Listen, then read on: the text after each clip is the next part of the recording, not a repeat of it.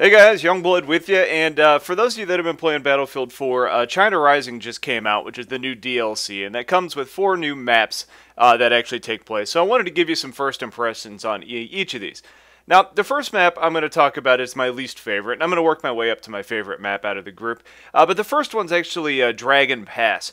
Now, let me just say, this map is beautiful. You're basically playing in the valleys around steep mountains. There's a lot of vegetation. The sunlight's really nice coming in. It's a really, really nice environment. But the reason that this is probably my least favorite map of the group is purely about gameplay. I've got a quick little screenshot up so you can kind of get an idea of the type of map that this is. And you can see there is a lot of vehicles on this map. And when you look at the actual formation of the map, you can see that it kind of chokes down towards the middle of the 2 deployments, meaning that all the land vehicles go across 2 separate roads. Now, some of the amphibious ones can make their way across a little bit differently, but ultimately what happens is you get this clusterfuck of a face-to-face shoot-off right in the middle, and the team that's better with vehicles is always going to win on this map. It's just not that great for infantry gameplay, and it feels like you're overmatched if you're trying to play an infantry role.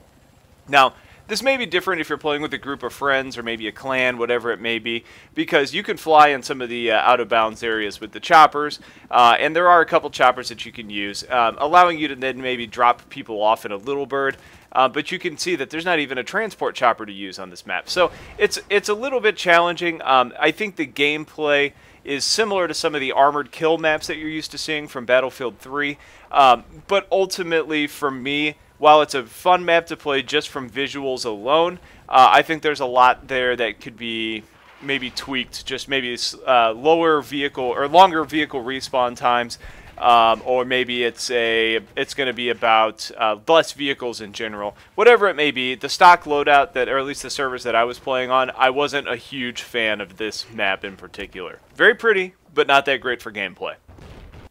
Alright, so the third favorite map is going to be Altai Range, and this is just my personal preference, but it's a snowy, peak-covered map, and you can see by the design overall, it's a little bit more oval, and kind of reflects, like I mentioned before, some of the armored kill maps that we've seen before.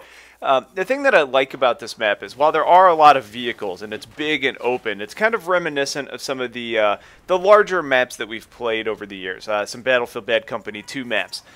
You're not so funneled into a couple areas as you are on some of the more rectangular maps, so it gives you a lot of freedom of play. Sometimes you'll be able to play very successfully as infantry because there's a lot of cover from the vehicles. It's still going to be important to be comfortable with vehicles and use them as transportation, and you're going to be able to need to focus on, taking down some of the enemy threats. But there's a wide variety of play styles that you can utilize, and that's something that I always look for. When I'm going to actually, play a map. Can I play as a aggressive recon? Can I play as a chopper pilot? Can I play as a tank? Can I play as a medic? Whatever it may be. I want to know that regardless of the map, I can play the play style that I want to play at that moment. And obviously sometimes that's going to be dictated by the flow of the game. However, this map does support a lot of that, and it's something that I enjoy. Some of the architecture is very reminiscent of Damavand Peak, while the actual surroundings are, again, more like some of the Bad Company 2 maps and the Armored Kill BF3 maps that we've seen. So nothing's going to really jump out and surprise you too much on this map, but it is it's a nice setup, and it really does give you a lot of freedom of play, which I enjoy. Now, my second favorite map overall is Guilin Peak. So when I put up the map here, you're going to notice how very kind of circular this map is. To me, this reminds me of Grand Bazaar to a certain extent.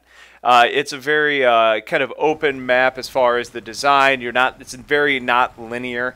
There's not a whole lot of vehicles that you need to contend with either. Really, you only have a couple quick response vehicles like a dirt bike and a quad or a transport chopper. So you don't need to worry about an LAV steamrolling you. You don't need to worry about attack choppers or little birds. It's going to be very, very infantry focused, and for me, that's something that I really enjoy. typically when I get into a game, I want to have a good infantry on infantry battle. I'm not a huge vehicle whore. Now, I've been playing a lot with the scout choppers, which I enjoy, but this is kind of where my bread and butter is. And I think a lot of you guys are going to enjoy this.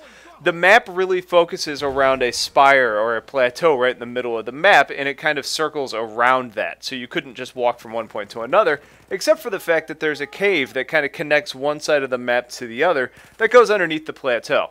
Now, there's some really bad lines in there, so if the defenders really have that locked down, it's going to be challenging for you to get through it successfully. But there's a lot of different options that you have. The gameplay is a lot of fun. It's an attractive map. It's, again, kind of reminiscent of some other things that we've seen. Maybe a little bit like some of the old Vietnam maps. But really, overall, it's got a great feel. There's a lot of destruction that you can use on these huts. And I think you're going to like this map quite a bit. Now, my personal favorite map of the group is Silk Road, and what makes this my personal favorite map is a combination of the design, the gameplay, and just how it looks overall. You can see there's a lot of vehicles on this map, but unlike the more rectangular and linear maps we've seen, there's a lot of open areas. Some people might call it sandbox, which would be ironic considering you're fighting in the desert. This map doesn't look like anything we've seen from other Battlefield maps. Probably the closest would be like Bandar Desert. But the design team did such a good job on this map that it feels really, really unique. The Chinese side starts with the kind of the desert canyons, whereas the United States side starts in like the sand dune areas. Not a huge impact on gameplay, outside of maybe the Chinese choppers having a slight advantage if they're evading stuff in the canyons, but really, really minor overall. Each location on this map, so each point that you're supposed to take, has unique designs. There's new unique buildings. Some are open. The base right in the middle is really cool. It's got a lot of cover from hangars and bunkers and buildings and etc. There's a good balance. The AA doesn't feel like it dominates the air, and the air doesn't feel like it dominates the ground. Overall, the balance feels really good. You can use any kit and be successful here. And it really just makes for some really exciting moments overall. And this is the map where if I'm just wanting to jump into it, I'm probably going to spend a lot of time here. Both this and the previous map I mentioned are both really exciting. I think there's a lot of cool play styles and just design and flow and gameplay that go along with it. And I think you're going to enjoy these as much as I will. So that's kind of it for these maps. There's two other things I wanted to talk about. The first of which being the dirt bikes making their reappearance. I think everybody felt a little bit differently about the dirt bike. Some people saw them purely as a novelty. Other people saw them as an opportunity to strap some C4 onto them and ram into tanks and cause big explosions and distractions. I'm personally glad to see it back. And the main reason just being is on these maps, there's a lot of terrain that you generally need covering. And it gives you that opportunity to get places a little bit quicker and to take care of business however you see fit. I think it's kind of fun. They're interesting. You can do tricks on them. I mean, anytime you have the novelty factor, you can at least enjoy yourself a little bit more. And the other big change that is coming is with the bomber. And it's not new to the series, but it's new to Battlefield 4.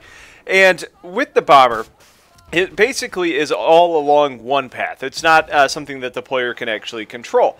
Now, in order to fly the bomber, you need to own the territory, kind of like you do with the AC-130 gunship. And just like when the AC-130 first made its appearance, there was a giant line of people waiting to get a chance to try out the AC-130. Well, it's the same thing now with the bomber. So timing will be your friend if you're actually interested in getting into one of these. Bottom line, though, bomber is moderately effective. It can be shot down just like the AC-130 can. Ultimately, it feels a little bit bland, but it adds a little bit of novelty to the game, which is kind of fun to play with overall. Not a tremendous impact on gameplay. So, there you have it, the new content for China Rising. If you have any questions or want some different opinions, let me know. Otherwise, stay tuned for more content, and I will talk to you guys later. Take care.